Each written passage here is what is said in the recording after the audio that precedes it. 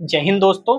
हम पूर्वावलोकन की सीरीज कर रहे थे भारतीय इतिहास में। आधुनिक भारत का इतिहास यानी मॉडर्न हिस्ट्री चल रही है, जो कि यूपी में जो पीसीएस होने वाला है और जो आरओ एआरओ होने वाला है, दोनों के लिए महत्वपूर्ण है।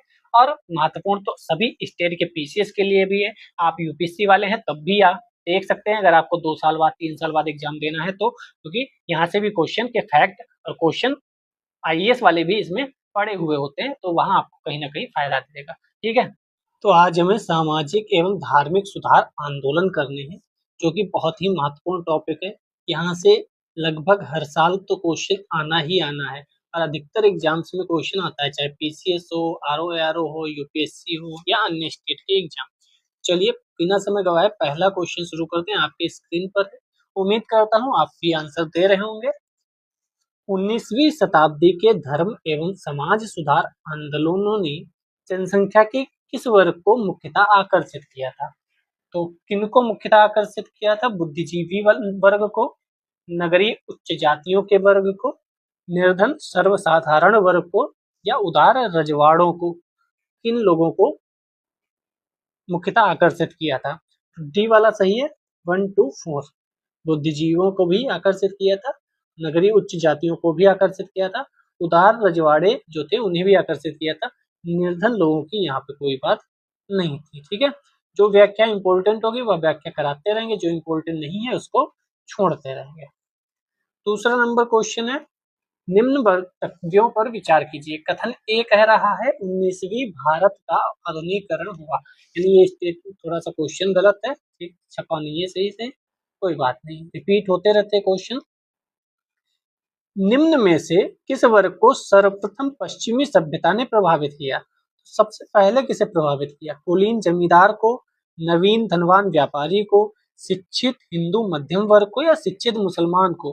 तो ये आसान क्वेश्चन है। शिक्षित हिंदू मध्य वर्ग को सबसे पहले प्रभावित किया था, आप जानते हैं। ठीक है, और भी इसमें कोई महत्वपूर्ण नहीं है। चलिए फोर्थ नंबर क्वेश्चन, जिसकी व्याख्या महत्वपूर्ण होगी हम खुद करा देंगे, टेंशन मत लीजिएगा। निम्न महापुरुषों में से कौन भारतीय जागृति का जनक कहा जाता है? किसे कहा जाता है जनक? सबसे पहले अगर हम किसी को पढ़ते हैं तो उनका नाम होता है राजा राम मोहन राय। दयानंद सरस्वती उसके बाद आते हैं, फिर विवेकानंद आते हैं, उसके बाद रविन्द्रनाथ टैगोर जी भी आते हैं।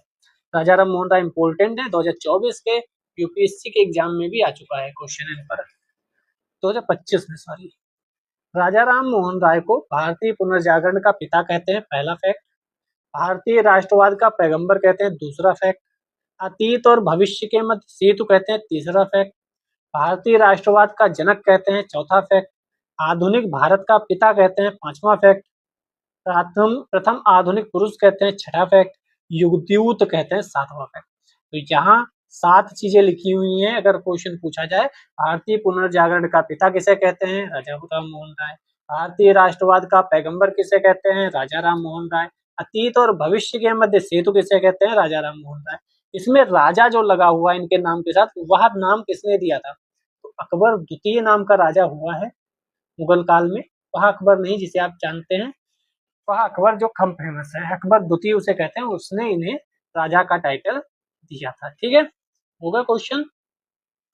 फिफ्थ नंबर क्वेश्चन, प्रेस वाला कल हमने वीडियो किया था, उसमें भी राजा राम मोहन राय जी बहुत महत्वपूर्ण थे। आपने नहीं देखा तो प्लेलिस्ट बनी है, थोड़ा सा विजिट करके यहाँ आपके काम की बहुत सी चीजें मिल जाएंगी।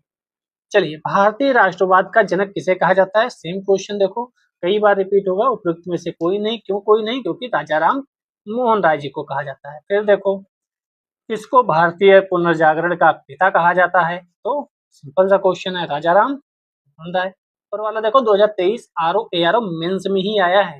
मेंस का एग्जाम आ रहा है, तो कोई मेंस वाला हो, आरओ एआरओ वाला या पीसीएस वाला, तो उसे आप शेयर भी कर सकते हैं। 7 नंबर क्वेश्चन, भारतीय पुनर्जागरण आंदोलन के पिता किसे कहा जाता है? फिर सेम क्वेश्चन, सेम आंसर कौन सा होगा? राजा राम मोहन राय। भारत में पुनर्जागरण आंदोलन का अग्रणी दूत किसे कहा जाता है? तो अग्रणी दूत किसे कहा जाता है? राजा राम मोहन राय। भारतीय राष्ट्रवाद का पैगंबर किसे कहा जाता है? फिर राजा राम मोहन राय। स्पीड में क्यों चल रहे हो? क्योंकि ये तो हम अभी पढ़ के आए हैं। आधुनिक पुरुष किसे कहा जाता है? फिर वही क्वेश्चन, राजा राम मोहन राय। आप देखिए क्वेश्चन कितना महत्वपूर्ण है, राजा राम मोहन राय जी कितने महत्वपूर्ण है। 11 नंबर क्वेश्चन, राजा राम मोहन राय द्वारा स्थापित प्रथम संस्था कौन थी? सबको पता है आत्मीय सभा जो थी वो पहली जो है वह संस्था थी 1815 में इन्होंने बनाई थी। ठीक है, प्रथम संस्था कही जाती है।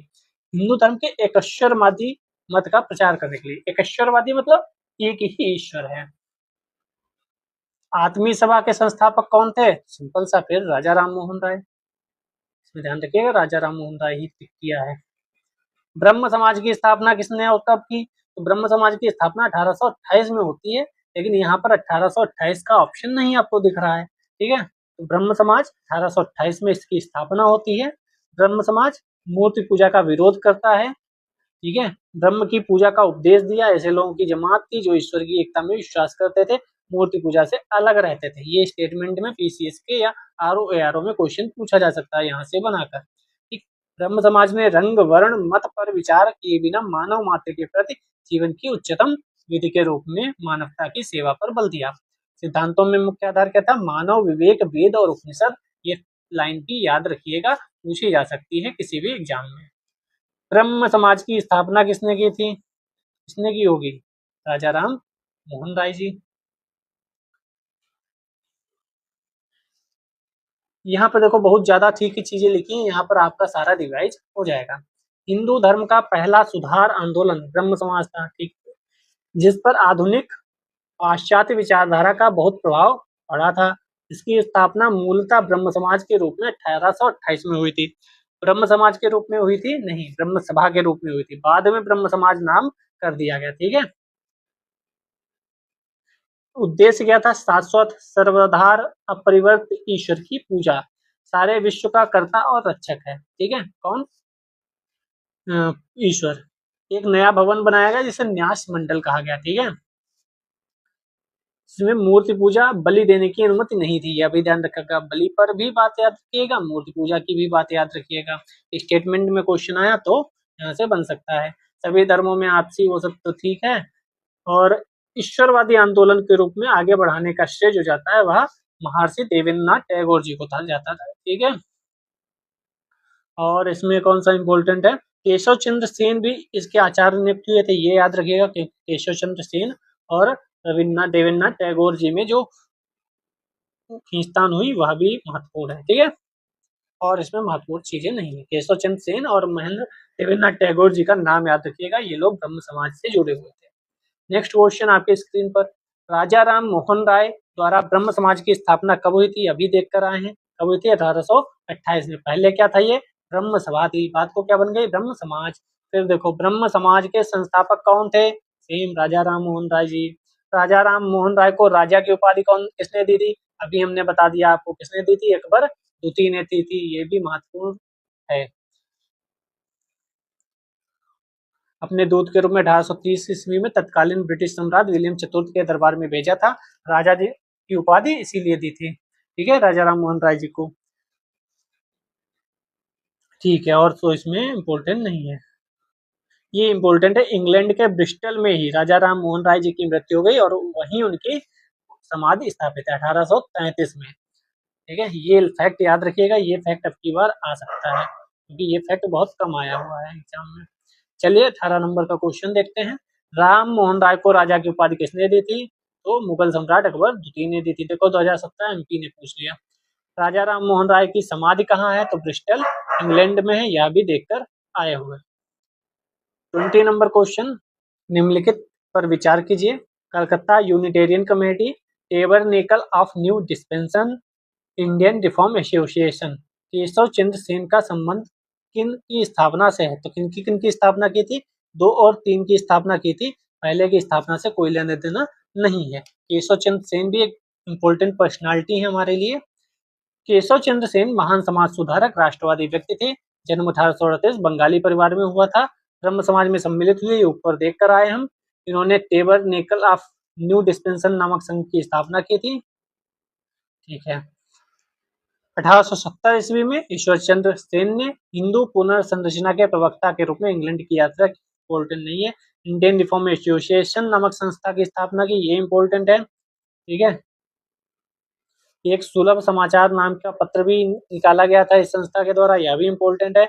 जबकि कलकत्ता यूनिटेरियन कमेटी का गठन राजा राम मोहन राय, द्वारकानाथ टैगोर, विलियम एडम द्वारा किया गया था। तो ये कलकत्ता यूनिटेरियन जो है अभी याद रखिएगा, राजा राम मोहन राय, द्वारकानाथ टैगोर और विलियम एडम द्वारा इनका इसका गठन किया गया था। सब कुछ याद हो गया? ठीक है, रिवाइज करते रहिए क्योंकि यहीं से क्वेश्चन आपको सीधे मिल जाएंगे।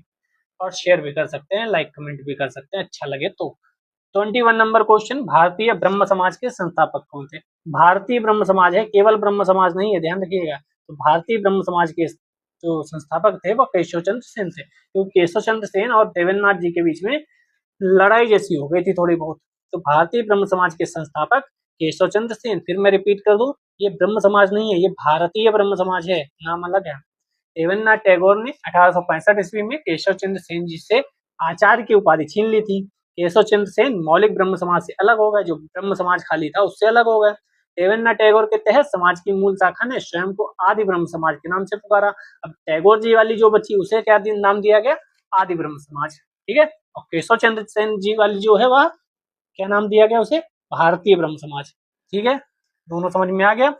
या भारतीय समाज या नवीन ब्रह्म समाज। क्यों? क्योंकि वह आदि है तो ये नवीन है।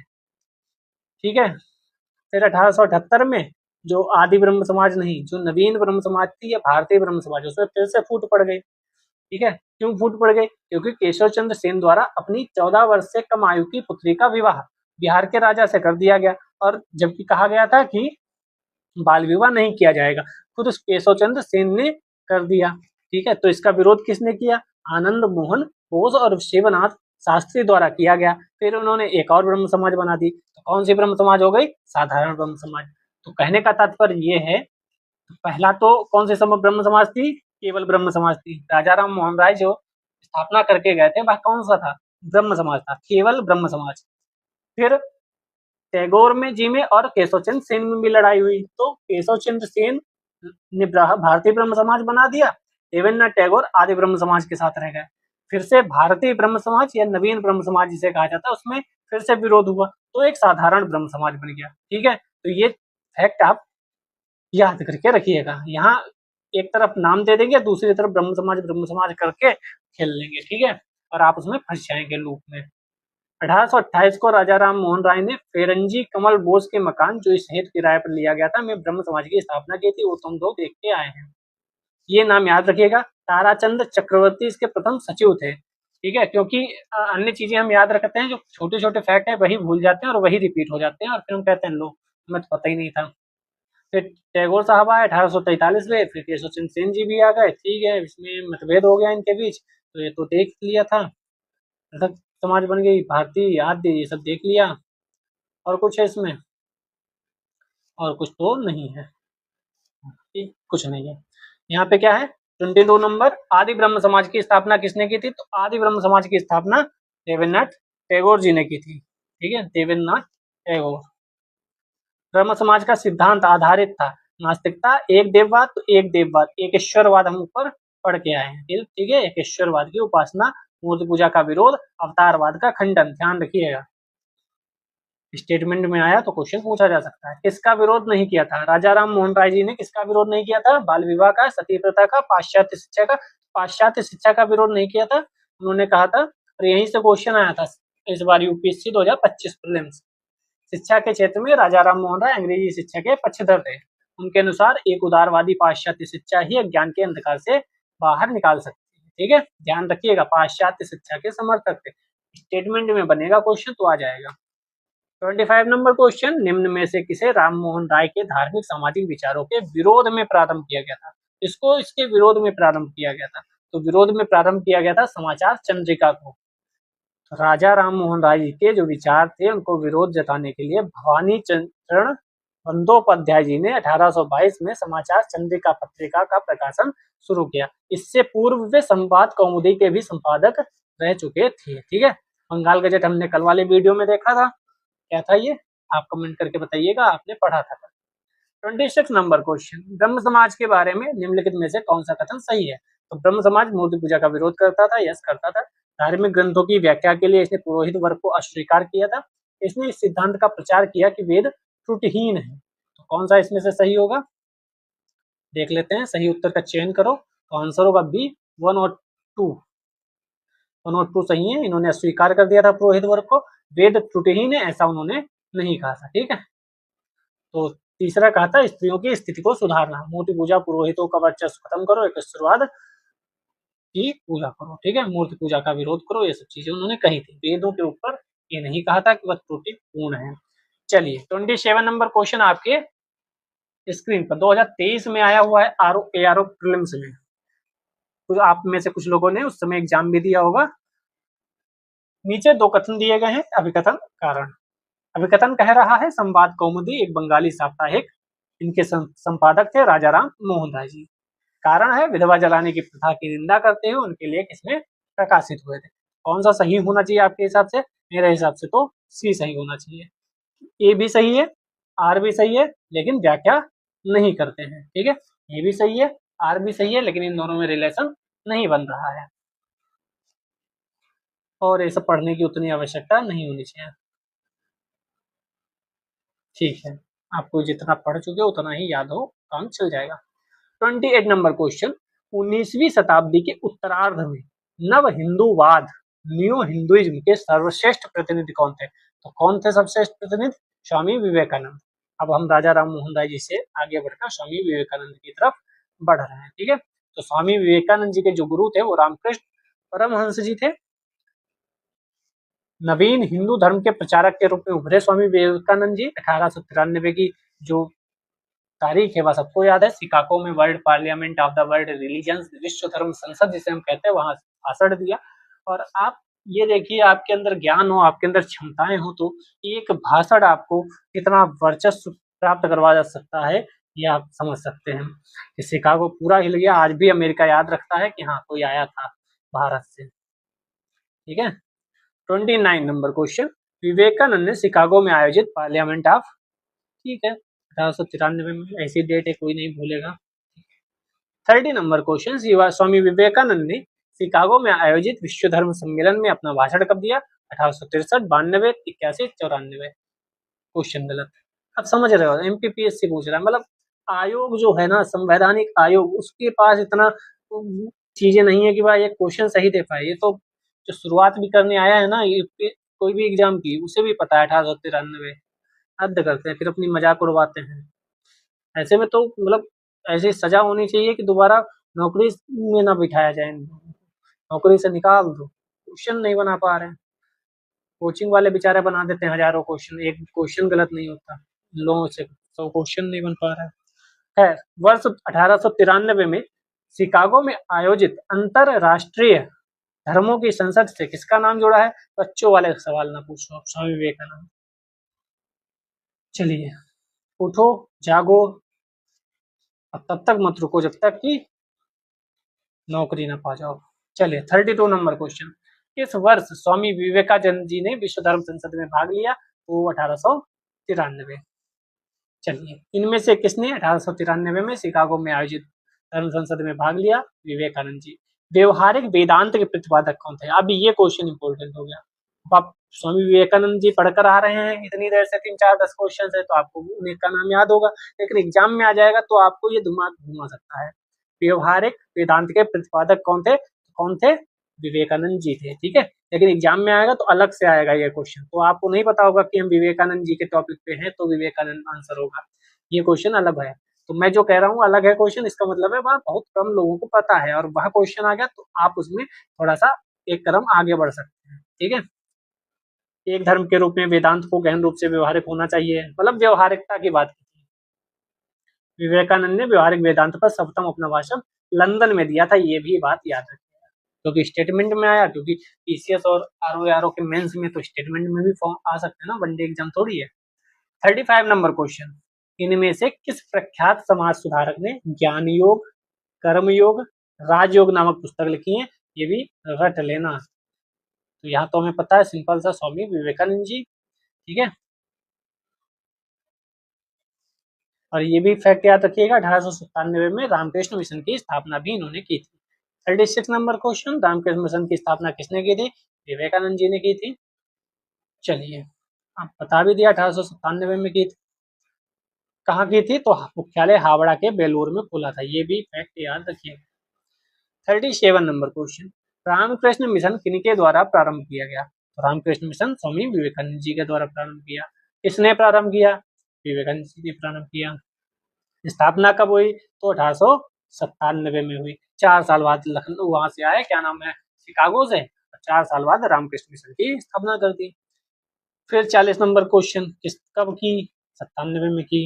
शारदा मणि कौन थी? ये लाइन इंपॉर्टेंट है, क्योंकि मैं बार बार कह रहा हूँ, जो आपको नहीं पता इसका मतलब महत्वपूर्ण है, क्योंकि वहां आ गया तो आपको नहीं होगा। तो शारदा मणि कौन थी? तो यह रामकृष्ण परमहंस की पत्नी थी। शारदा मणि मुखोपाध्याय, जिन्हें शारदा देवी के नाम से भी जाना जाता है, ये नाम भी याद रखेगा। विवाह 23 वर्षीय रामकृष्ण परमहंस से 5 वर्ष की उम्र में 1859 ईस्वी में हो गया था। चलिए 42 नंबर क्वेश्चन, ईश्वर के बारे में सोचने के लिए मेरे पास वक्त नहीं है, क्योंकि अभी इस धरती पर ही बहुत काम किया जाना है। उपयुक्त कथन किसका है? तो ये कथन जो है वह स्वामी ईश्वर चंद्र विद्यासागर जी का है। हम जो ऊपर पढ़ के आए थे एक टॉपिक, उसमें स्वामी ईश्वर चंद्र विद्यासागर जी का बहुत योगदान था। जो महिलाएं हैं उनकी शिक्षा को लेकर ये हमेशा अग्रणी रहते थे। 2016 ROARO री एग्जाम। ईश्वर है या नहीं, या पूछे जाने पर विद्यासागर का ये जवाब था कि ईश्वर के बारे में सोचने के लिए मेरे पास वक्त नहीं है, क्योंकि अभी इस धरती पर ही बहुत काम किया जाना है। और इन्होंने सच में महिलाओं के लिए, बच्चियों के लिए, लड़कियों के लिए बहुत काम किया था पढ़ाई के क्षेत्र में। 43 नंबर क्वेश्चन, ब्रिटिश साम्राज्य पूरी तरह से सड़ चुका है, हर तरह से भ्रष्ट, अत्याचारी व हीन है, यह कथन किसके द्वारा किया गया था? तो ये कथन कहा गया था सिस्टर निवेदिता, विवेकानंद की शिष्या थी, उन्होंने ये बात कही थी। अब आ जाए हम दयानंद सरस्वती जी पर। दयानंद सरस्वती जी के द्वारा स्थापित कौन था? ब्रह्म समाज था, आर्य समाज था? तो आर्य समाज था। आर्य समाज के आप कॉलेज भी देखते होंगे, कॉलेज नहीं स्कूल बोले तो ज्यादा बेहतर रहेगा, स्कूल आप देखते रहेंगे, आपके आसपास भी होंगे। दयानंद सरस्वती मूल शंकर नाम से बचपन में बुलाया जाता था, बाद को इनका नाम दयानंद सरस्वती हो गया। 1875 ईस्वी में मुंबई में आर्य समाज की स्थापना करते हैं। कब करते हैं? 1875। क्यों बता दिया? क्रोनोलॉजी में ये क्वेश्चन पूछा जा सकता है और पूछा भी गया है, जिसका उद्देश्य प्राचीन वैदिक धर्म की शुद्ध रूप से पुनः स्थापना थी। इनके 2-3 नाम याद रखिएगा, एक तो काम याद रखिएगा, एक तो 1877 में आर्य समाज का मुख्यालय लाहौर में स्थापित किया, इसके उपरांत आर्य समाज का अधिक प्रचार हुआ। एक याद रखिएगा, इन्होंने कहा था वेदों की ओर लौटो, ठीक है, वेद को बहुत मानते थे, कहा कहते थे वेद जो लिखा है वो ढंग से पढ़ो तो। और शुद्धिकरण आंदोलन भी चलाया था। 3-4 फैक्ट मैं बता देता हूँ साथ में, उसे याद कर लिया कीजिए। आर्य समाज की स्थापना कब हुई थी? तो वही अपना 1875। अब 3 चीजें दे देगा, एक दे देगा ब्रह्म समाज, एक दे देगा आर्य समाज, एक दे देगा प्रार्थना समाज, और एक दे देगा रामकृष्ण परमहंस। चारों को क्रोनोलॉजी में लगाओ। आप इसको क्वेश्चन नंबर 1 डाल के क्रोनोलॉजी में लगाइएगा कमेंट सेक्शन में। फिर से रिपीट कर दूं, ब्रह्म समाज, आर्य समाज, प्रार्थना समाज, रामकृष्ण परमहंस मिशन, रामकृष्ण मिशन। तो ये चारों को आप क्रोनोलॉजी में क्वेश्चन 1 डाल के लगाइएगा। आर्य समाज की स्थापना किसने की थी? तो दयानंद जी ने की थी। चलिए वहां देखो दयानंद था, यहाँ दयानंद सरस्वती है, तो आंसर क्या होगा? दयानंद सरस्वती। मतलब खेल देखो, यहाँ खाली दयानंद था, आप दूसरा क्वेश्चन बी जैसे पढ़ते आप सही कर देते, और यहाँ लिखा है दयानंद सरस्वती। बीपीएससी 2020 में ऐसा क्वेश्चन पूछते हुए इन्हें शर्म नहीं आती है? एक ऑप्शन दिया गया है दयानंद, दूसरा ऑप्शन दिया गया है दयानंद सरस्वती। वाह, क्या खेल खेलते हैं दोस्त। वेदों के पुनरुत्थान का श्रेय कैसे जाता है? तो वेदों से रिलेटेड कोई भी क्वेश्चन आएगा तो स्वामी विवेकानंद जी, सॉरी स्वामी दयानंद सरस्वती जी को हम याद करेंगे। वेदों की ओर लौटो हम बता चुके हैं। वैदिक परंपरा में बहुत विश्वास था, लेकिन शुद्ध वैदिक परंपरा, जो वेद है सच में उनको मानो, ना कि इधर उधर की पाखंड में पढ़ो, ये कहते थे। 1867 ईस्वी में उन्होंने हरिद्वार में झूठे धर्मों को खंडन करने के लिए पाखंड खंडनी पताका, ये क्वेश्चन अभी रहा गया है, इसको पूछना बाकी है। अब किस एग्जाम में आता है ये देखना रहेगा, लेकिन अगर आपके एग्जाम में आए तो आप इसको सही करके आइएगा और कमेंट करिएगा कि सर आ गया, ठीक है। भारत के आधार स्तंभ के रूप में इन्हें देखते थे, इसे वेदों को, कौन? सरस्वती, दयानंद, दयानंद सरस्वती जी। हिंदू धर्म और वेद जिस पर भारत का पुरातन समाज टिका है, शाश्वत है, परिवर्तनीय है, धर्मातीत है, दैवी है। मतलब वेदों की ओर लौटो, वेद ही समस्त ज्ञान के स्रोत है। वेद को बहुत मानते थे और इन्हें भारत का मार्टिन लूथर किंग कहा जाता है। 48 वेदों की ओर चलो किसने कहा था? हमारे दयानंद सरस्वती जी ने कहा था। निम्न में से कौन भारत का मार्टिन लूथर कहलाता है? क्यों नाम दें हम, हमारे लिए स्वामी दयानंद सरस्वती जी हैं, क्यों हम किसी को मार्टिन लूथर, किसी को ये, किसी को वो कहें। सत्यार्थ प्रकाश की रचना किसने की? तो हमारे दयानंद सरस्वती जी ने की। डी वाला आंसर सही होना चाहिए। ठीक है, तो मूलशंकर इनका नाम था। गुजरात मोरवी रियासत की ब्राह्मण कुल में जन्म हुआ था। 1824 में जन्म हुआ था इनका। 1860 ईस्वी में मथुरा में स्वामी विरजानंद जी से, ध्यान रखिएगा, वो भी मथुरा में, राज श्रद्धा प्राप्त की। 1867 में उन्होंने पाखंड खंडिनी पताका लहराई। 1875 में बंबई में आर्य समाज की स्थापना की। सत्यार्थ प्रकाश इनकी पुस्तक थी। पाखंड को खंडन किया। ये सब ऋग्वेद और पंचमहायज्ञ, वेद विरुद्ध मत खंडनम, ऋग वेदादि भाष्य भूमिका, ऋग्वेद भाष्य, ये सब रचनाएं हैं। एक बार में अगर आपसे कहें तो ये रचनाएं हैं, एक बार देख लीजिएगा, हर जगह वेद विधि ऐसा कुछ लिखा होगा, आप उनको सही कर दीजिएगा। इन पे क्वेश्चन कम आया है तो ये क्वेश्चन इंपॉर्टेंट हो जाता है। हम अगर क्वेश्चन देंगे तो ऐसी जगह से ही देंगे जो आप ना कर पाए। खैर आगे बढ़ते हैं। 51 नंबर क्वेश्चन, सत्यार्थ प्रकाश किसके द्वारा लिखा गया है? तो वही घूम फिर के 10-12-50 क्वेश्चन है, वही आप याद कर लीजिए। पीवाईक्यू लगाना बहुत महत्वपूर्ण इसीलिए होता है, अगर स्टेटमेंट बनेंगे तब भी यही से बनेंगे। 52 नंबर क्वेश्चन, सत्यार्थ प्रकाश स्वामी विवेकानंद नहीं, चिन्मयानंद नहीं, हरदास नहीं, निश्चलानंद नहीं, तो हम ई के साथ जाएंगे। सत्यार्थ प्रकाश पवित्र पुस्तक है, किसकी है? तो आर्य समाज की है। पुस्तक सत्यार्थ प्रकाश के लेखक कौन है? कौन है लेखक? तो अपने स्वामी दयानंद सरस्वती जी हैं। 55 नंबर क्वेश्चन, निम्नलिखित संगठनों में से किसने शुद्धि आंदोलन चलाया? तो आर्य समाज ने चलाया, हमने अभी बता दिया था।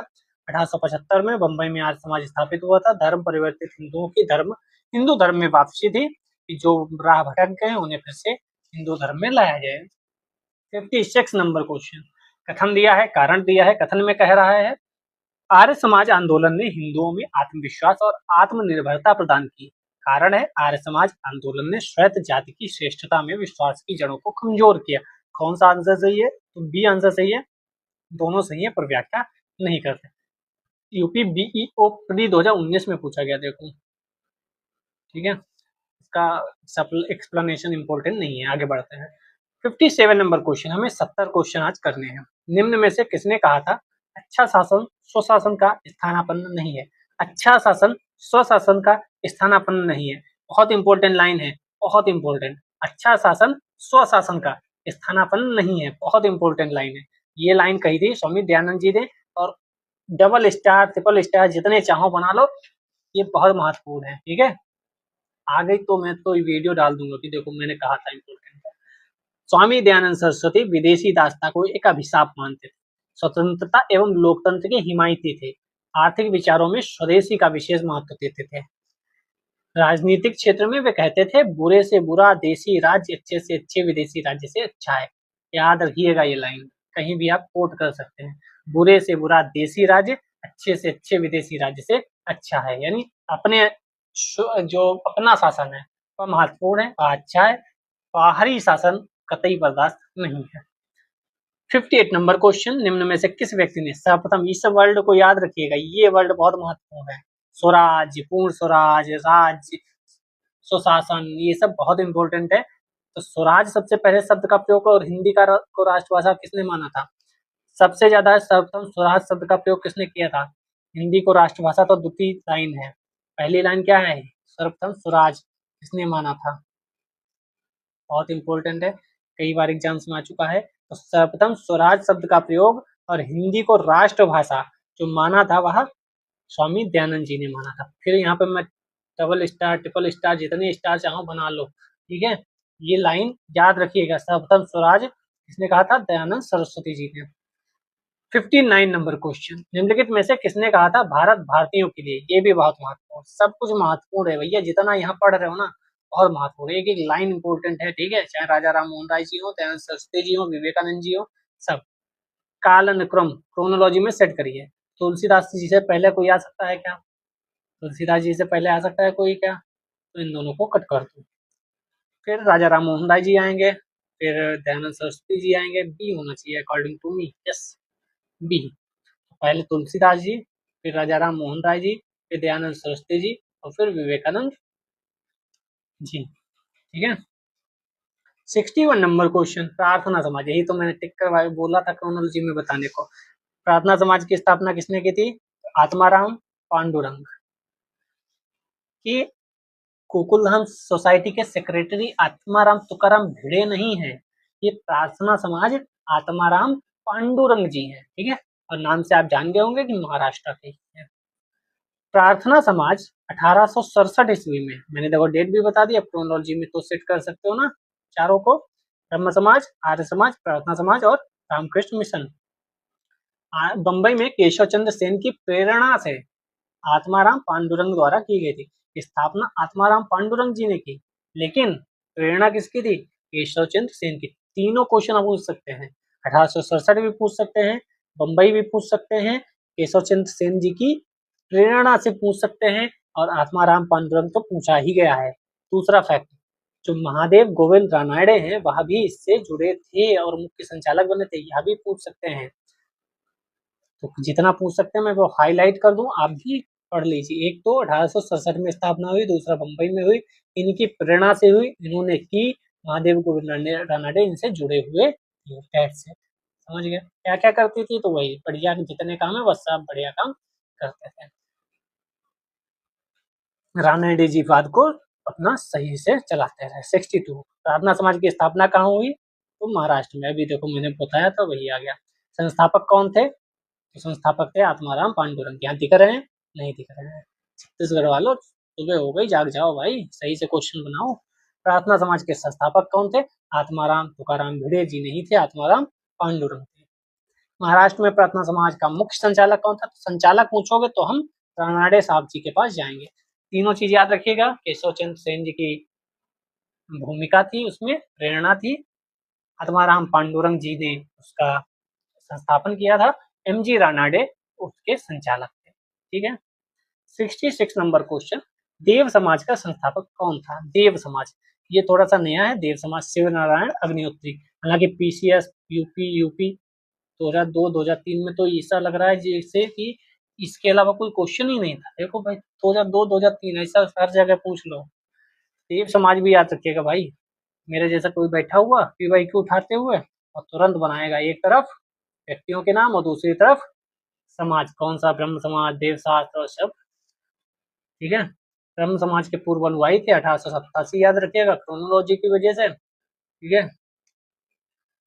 और तो इसमें कुछ इंपॉर्टेंट नहीं है, बस देव समाज याद रखो, 1887 याद रखो, शिवनारायण अग्निहोत्री याद रखो, लाहौर याद रखो। ब्रह्म समाज में पहले ये थे, ये भी याद रखो। तो वही ब्रह्म समाज टूट के आधुनिक ब्रह्म समाज और नवीन ब्रह्म समाज, उसमें फिर बाद को ये भी वहीं से निकले थे। किसने 1873 ईस्वी में सत्यशोधक समाज की स्थापना की थी? ये भी महत्वपूर्ण में से एक है। ज्योतिबा फूले उतना ही महत्वपूर्ण जितना ब्रह्म समाज है, उतना ही महत्वपूर्ण जितना आर्य समाज है, जितना रामकृष्ण मिशन है, जितना प्रार्थना समाज है, उतना ही सत्यशोधक समाज भी इम्पोर्टेंट। 1873 क्यों बता दें? 1873 क्रोनोलॉजी, ठीक है। ज्योतिबा फूले जी की पुस्तक याद रखिएगा, गुलामगिरी, बहुत बार क्वेश्चन आ चुका है, और सत्यशोधक समाज, ये दो चीजें याद रखिएगा। 68 सत्यशोधक समाज की स्थापना किसने की थी? सी Jyotiba Phule. Like share comment कर दिए होंगे ना, बताना तो नहीं पड़ेगा, नहीं, थैंक यू। 69 सत्यशोधक समाज की स्थापना किसने की थी? तो सिंपल सा क्वेश्चन हो गया। अब ज्योतिबा फूले, स्पीड में क्यों भाग रहे हो? क्योंकि सेम क्वेश्चन है। गुलामगिरी के लेखक कौन थे? ज्योतिबा राव फूले थे। बहुत इंपॉर्टेंट यह भी क्वेश्चन बनता है। इसमें जितने आज पढ़ा है सब इंपॉर्टेंट है। प्लेलिस्ट बनी है, आराम से विजिट करो, बहुत कुछ काम का मिल जाएगा। टेलीग्राम लिंक डिस्क्रिप्शन में, लाइक शेयर कमेंट कर ही दिया होगा। थैंक यू, जय हिंद, जय भारत।